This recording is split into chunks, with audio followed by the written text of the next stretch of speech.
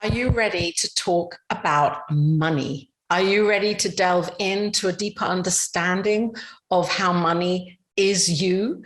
Are you ready to reveal and unfold to a higher expression of being money for yourself? And if so, why would you want to do that right now? Well, I'm interested in this topic, and I was very grateful when Reverend Laura Hallett opened up the opportunity for a series of books this year to be delved into and spoken about through her center on Wednesday evenings. And so I'm really excited to be presenting Money Magic by the Money Witch, who is also known as Jessica Susanna Conatz. This is an intriguing book, and I instantly went to this book because I'm always thinking to myself, well, not always, but it's part of my spiritual practice to unfold and reveal and go deeper into this idea of prosperity. And the great ancients and wisdom teachers and new thought mystics who have brought forward the healing processes for money, they are really top of mind in my life. And so when I was presented with the book list and this book, there was a ding that sprung in my mind. And I thought, yes, I really want to delve in and to share this book with this beautiful community that you are. So I'm grateful to be here and to talk about my ideas of this book called Money Magic, which was created and written by Jessica in the midst of COVID. It's a very raw read. She talks about her life and with no shame and no expectation from the reader other than to say, you know, let's get this together. Let's do this. Let's look at money now, what it means, what it doesn't mean, why it's here, why it isn't here expressing, and why there is a need to bring this topic forwards and to bring the revelation of financial health into our lives right now. So I've created some slides here. This is going to be a 4-part series. And throughout the book, Jessica relates to a process that she has kind of created that she teaches others. And it's a 7-step process. So we're going to go through the process lightly, and I'm going to bring out and pull out certain themes that I believe are relevant, vital, and really, really helpful on our journey of healing our own individual money story and the collective money story right now for this planet. I'm going to share my screen.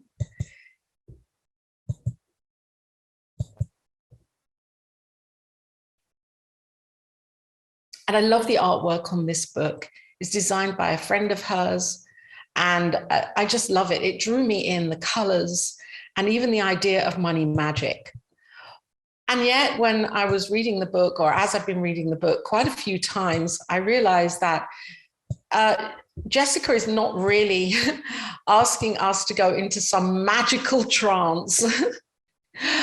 She uses the word magic because of her idea of spirituality, and she brings in a lot of work and suggestions that we can embrace that embody crystals and brewing certain teas and astrology and color and light.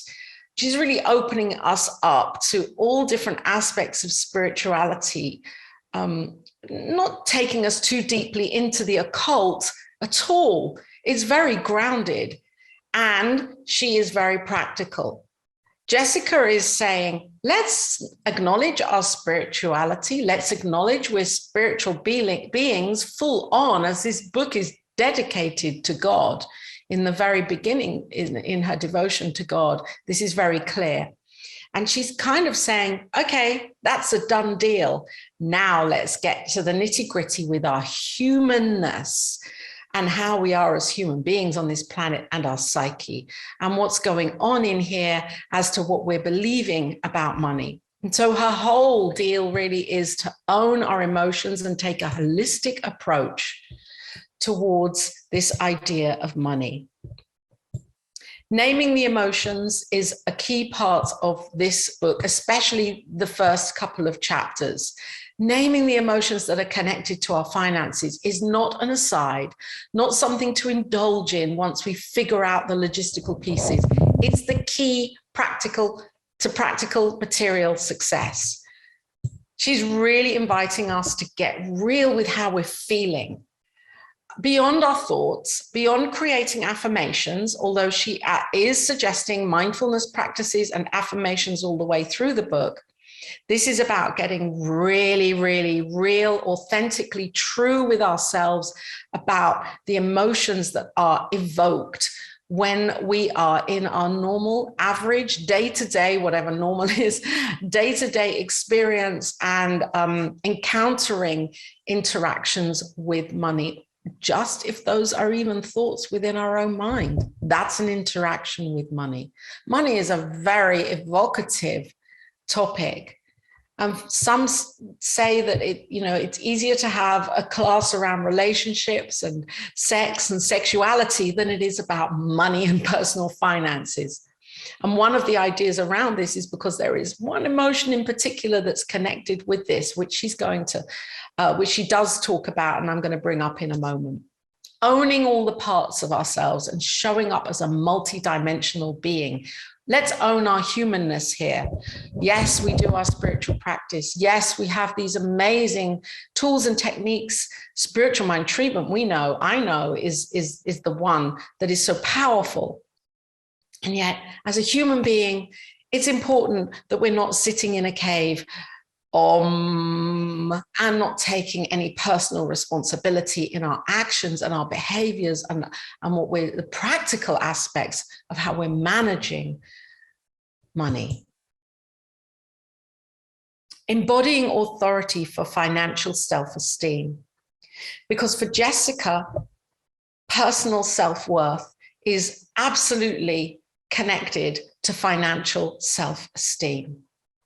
What we think and feel about ourselves and the emotions that we're carrying that may be old and unsupportive right now, this is going to outpicture in not only in our balance in our bank account, but in how we handle and manage the idea of money. If we believe that there's enough, there is enough. If we believe we are enough, then we are enough. And these two, for Jessica, are intrinsically connected. There's an urgency to our healing. Jessica talks a lot about money healing, financial healing. It's time to do this. We don't have time to be unaware or disorganized or self-sabotaging. What I really, really love about this and Jessica is that she is a bookkeeper and she's on a deep spiritual journey of unfoldment. And she recognizes that we can bring spirituality into the way that we are handling our monetary affairs on a moment-by-moment basis. So the practicality of all of this is very, very vital. And for Jessica, she identifies three healing angels. They are the practical side, the emotional, and the spiritual. And we need to have a harmony, a holistic undertaking of these, a balance of all of these. If we're off with one of them, then there isn't going to be opportunity for this flow to flow in as and through us. Because we could be very open to receiving, of course. We can say we're open to receiving. And yet, if there's a mess going on in the bank account or in our accounts or with not knowing what our monthly bills are and owings are and opportunities for money to flow in, if that's just a muddle in our minds, which for me it was for years and years and years, then we're not aligned in all ways to being this great receiver for the infinite potential of financial flow. So Jessica's really pushing for us to get very real and very clear. to open up to all of those nasty, scary bits that we don't really want to look at, to look at the bank account regularly, to do our bookkeeping, to be on top of things, to feel that we have a sense of order and agency in our lives and to take charge, even if that feels scary, even if that feels filled with fear and dread, even if that feels, oh my gosh, it's an ugly situation. She wrote this book in the midst of COVID, and what I really like is that she says in the book a couple of times that she hasn't got her financial state exactly, or status exactly as she wants it, where she wants it to be for her life. And yet she recognizes that she's way more aware and adapt to receiving than she ever has been in her life. And she does go into quite a lot of detail about her life and about her financial awareness of the past. And it's really interesting to read and to know and to learn. She's very real and very authentic.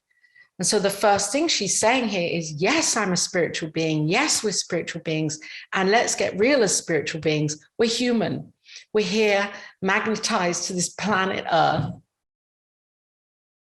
And so we have work to do. And as she enters into the first chapter, this question comes up, and it's there, why heal our finances? Well, because it's our responsibility and it's our birthright, and because we're being called in the moment right now to take charge of our own lives and our own ways of being in the world, because there's much work to do. These are all quotes that that I picked out from the first introduction and the first chapter. Healing around money is special because you are unlocking the resources to feed and nourish you in everything else that you do.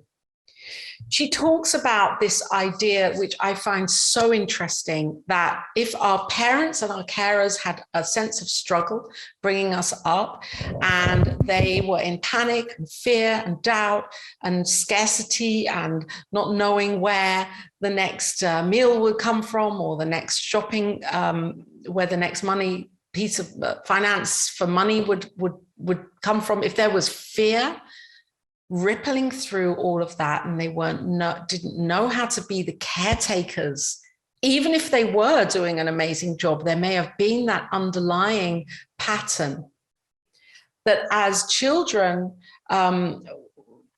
witnessing that subconsciously, we would pick that up, and then we would take that into our adult lives and not have the coping abilities to manage, because we're living and running from that idea and that paradigm. So it's time to heal all of this. And she takes us through processes throughout the book where we can do this. And we're going to next week look at one of those processes. I think the whole book is foundationally about this. Where does our psyche meet money? So she's asking us to come out of, just for the remit of this book, to come out of this the spiritual practice idea, although she is giving us spiritual practices, mindful awareness practices throughout the book. And she's really asking us to look at our psyche, our psychological, the archetypes that we live from, the ideas, the concepts, the paradigm that we're in, and to challenge it. This is a challenge, this book. It's why are you thinking this way about money? And is it serving? And if not, then let's go and do something about this from a human perspective. Let's get clear on the finances. Let's understand our emotions. And let's look at one piece in particular, shame. She talks about shame a lot. In fact, it's mentioned around over 60 times in the whole book. And I looked up shame as an idea on Wiki, and this is what came through. It's an unpleasant, self-conscious emotion, often associated with negative self-evaluation, motivation to quit, feelings of pain, exposure, distrust, powerlessness, and worthlessness. Now, of course, we may hopefully not be feeling all of these things at one time. At the same time, maybe we are and we're not aware of them fully. And yet even to be aware of one of these things is an indication that there is some shame around our money experience or our money beliefs and ideas. Motivation to quit. You know, if something feels too difficult to do and it's easier to give up than to actually say, I'm going to do this, I'm going to get on with it. This is where this idea of shame would be held in our psyche and would be an opportunity to do some deep healing work around this, because there are beliefs around these emotions. There are emotions around our beliefs. It's kind of an interwoven spiral. And so let's do this work and get clear. This is what she's saying. She's starting the book from this place. This isn't at the end somewhere or even in the middle. This is at the very beginning. Let's look at the shame. And we may feel that we don't have any shame. And yet I'm inviting us all to look at the outpicturing of our lives.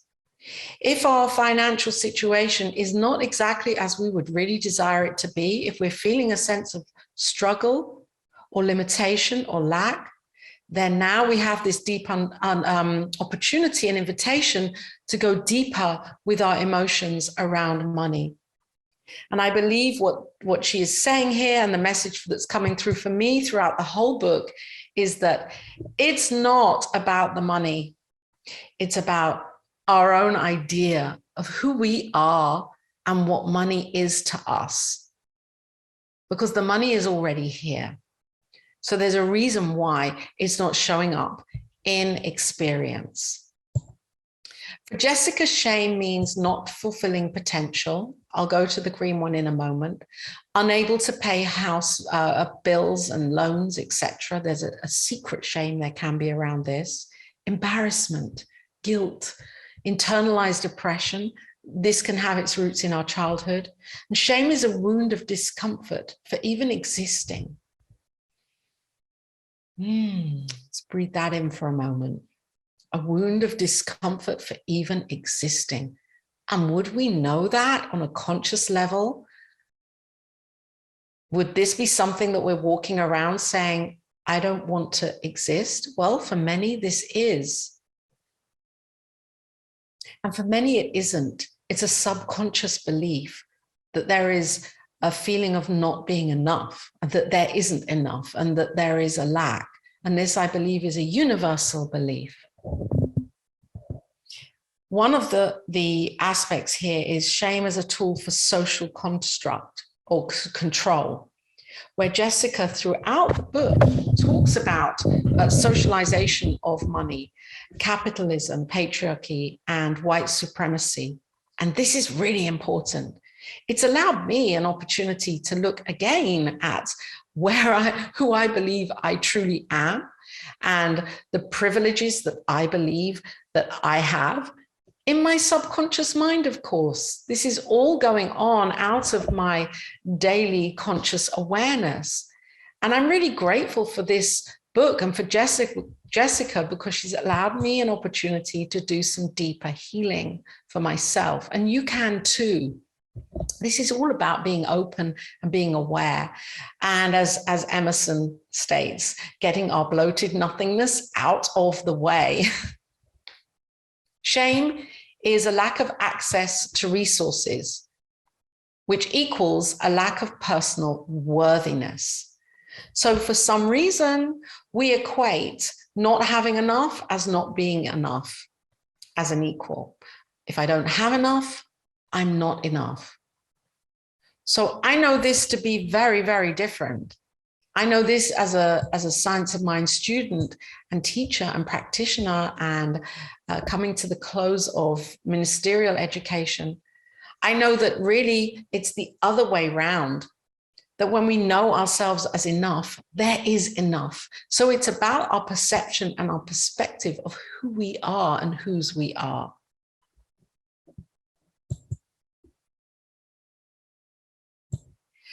I want to just touch on this for a minute or so. Jessica talks about this idea of hierarchy And it's a term that's been developed in the 1900s by feminist professors. And it states that it means a settler, colonial, capitalist, white, supremacist, ableist, cis heteropatriarchy. So it's a long way of saying that all of these ideas that create a sense of diversity and a lack of inclusion and equality, that we can do work on each of these separate ideas here, being a settler, being colonial, being capitalist, being white, being supremacist, being ableist. We can do this work.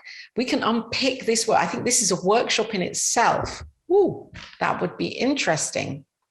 And really a worthy work to do, because this brings us down to our own values and who we think we are, and linking it to finances and how we've oppressed ourselves and may have a sense of oppression around money, and because of the system, the financial system that is here in mass consciousness. So shame for Jessica includes, it's a family. It's guilt, it's shame, it's integrity and humility.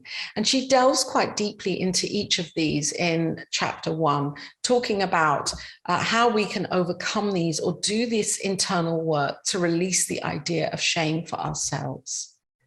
I love this because it's really allowing us to see that we can show up for ourselves, and that refusing to show up for our most basic needs of material survival is a symptom of self-neglect.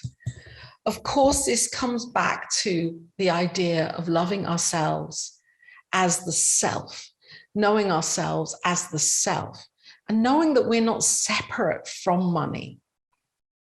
As I said earlier, this work has really inspired me. This book has really inspired me even more deeply to knowing that it's never about the money in the physical.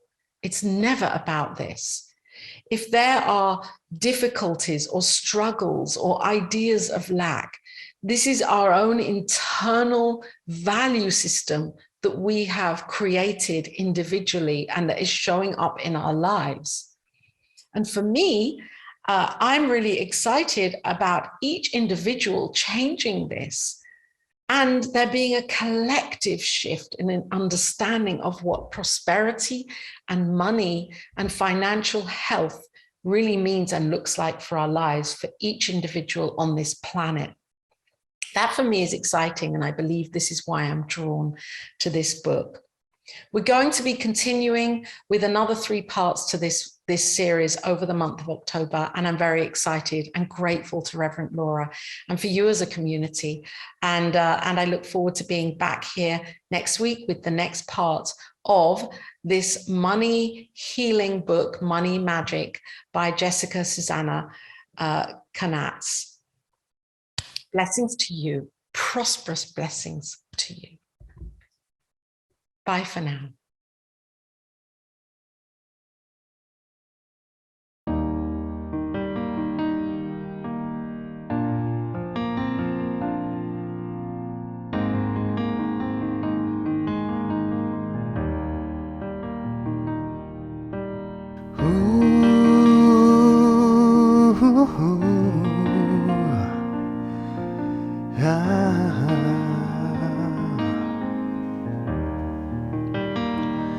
When I was a boy, each week, a Sunday we would go to church.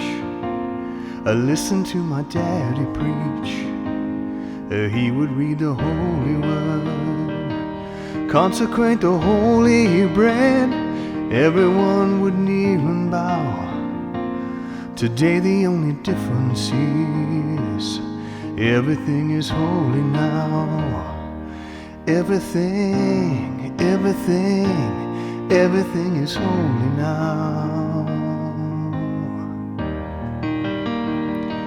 When I was in Sunday school, we would learn about the time Moses split the sea in two. Jesus made the water wine. I remember feeling sad.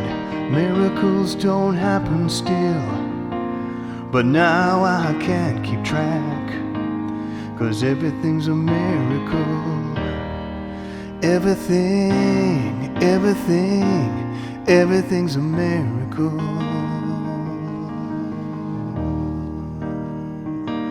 Everything is holy now. Everything is holy now. Everything is holy now. Everything is holy now. Everything is holy now. Everything is holy now. Everything is holy now. Everything is holy now. And wine from water is not so small. An even better magic trick is that anything is here at all. So the challenging thing becomes not to look for miracles, but finding where there isn't one. Holy water was rare at best. I could barely wet my fingertips. Now I have to hold my breath, like I'm drowning in a sea of it. There used to be a world out there, heaven's second-rate hand-me-down. Now I'm walking with the reverend here, 'cause everything is holy now. Everything is holy now. Everything is holy now. Everything is holy now. Everything is holy now. Everything is holy now. Everything is holy now. Everything is holy now. Everything is holy now. And wine from water is not so small. An even better magic trick is anything is here at all. So the challenging thing becomes not to look for miracles, but finding where there isn't one. This morning outside I stood, I saw a little red-winged bird shining like a burning bush, singing like a scripture verse. Made me want to bow my head. I remember when church let out. Today the only difference is everything is holy now. Everything is holy now. Everything is holy now. Everything is holy now. Everything is holy now. Everything is holy now. Everything is holy now. Everything is holy now. Everything is holy now. Everything is holy now. Everything is holy now. Everything is holy now. Everything is holy now. Everything is holy now. Holy now. Everything is holy now. Everything is holy now. Holy now.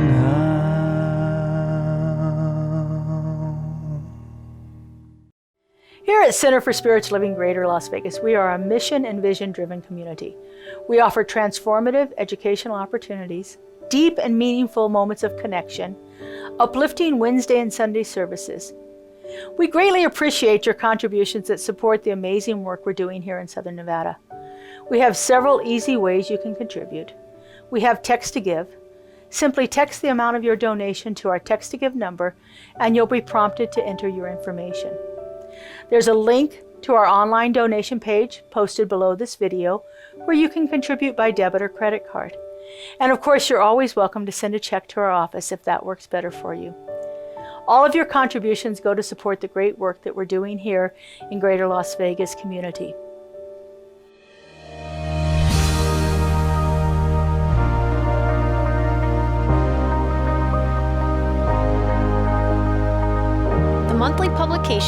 Science of Mind magazine is a treasure to be read and contemplated. Along with in-depth articles, there is a day-to-day spiritual support to be gleaned from its daily guides. Licensed practitioner Lynn Frankenberger hosts Adventures in Faith every Tuesday at 11 a.m. on Zoom, and you're invited to join in. This is a weekly group discussion that focuses on those daily guides and how to apply them. Check Facebook and our weekly newsletter for more details. CSL Greater Las Vegas brings you much of your favorite spiritual music every Friday at 7 p.m. with spiritual soundscapes. Enjoy performances from CSLGLV vocalists along with special guest singers. It's music for your soul. Subscribe to the CSLGLV YouTube channel to get a convenient link sent to you for each musical performance. At CSL Greater Las Vegas, it is our mission to inspire spiritual discovery through community connection, exploration, and celebration. This mission supports the all-inclusive vision of Centers for Spiritual Living worldwide, in which we envision a world that works for everyone and all of creation.